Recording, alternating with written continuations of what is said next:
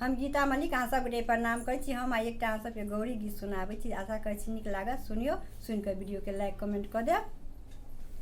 आई भोरे सा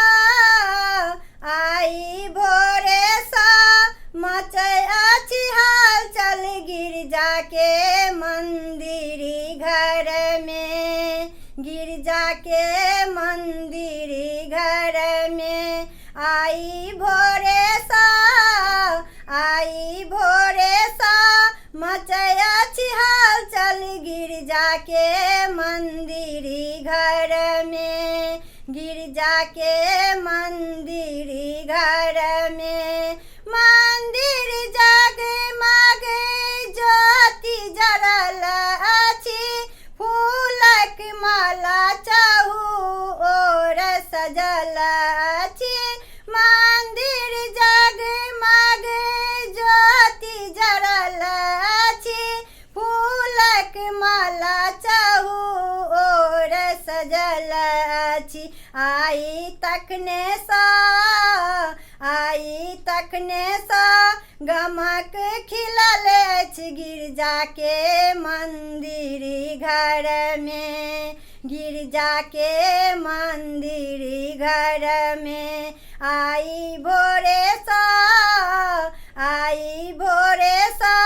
मचै अछि हाल चल गिरजा के मंदिरी घर में, गिरजा के मंदिरी घर में। सिया के माथे पर सिंदूर भरल अछि, पहिरल चुनरी लाले रंग सजल अछि। सिया के माथे पर सिंदूर भरल अछि, पहिरल चुनरी लाले रंग सजल अछि। आई मन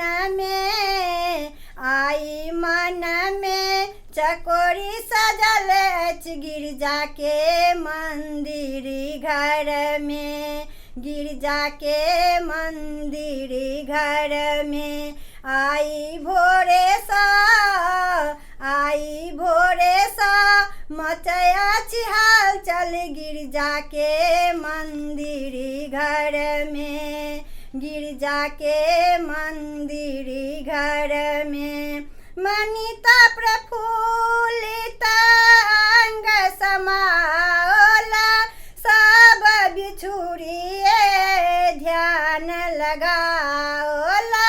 मनीता प्रफुल्लित अंग समाओला, सब बिछुड़िए ध्यान लगाओला।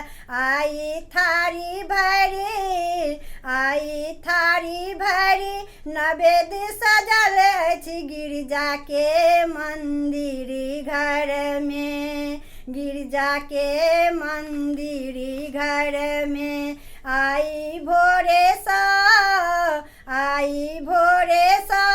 मचै अछि हाल चल गिरजा के मंदिरी घर में, गिरजा के मंदिरी घर में। आई भोरे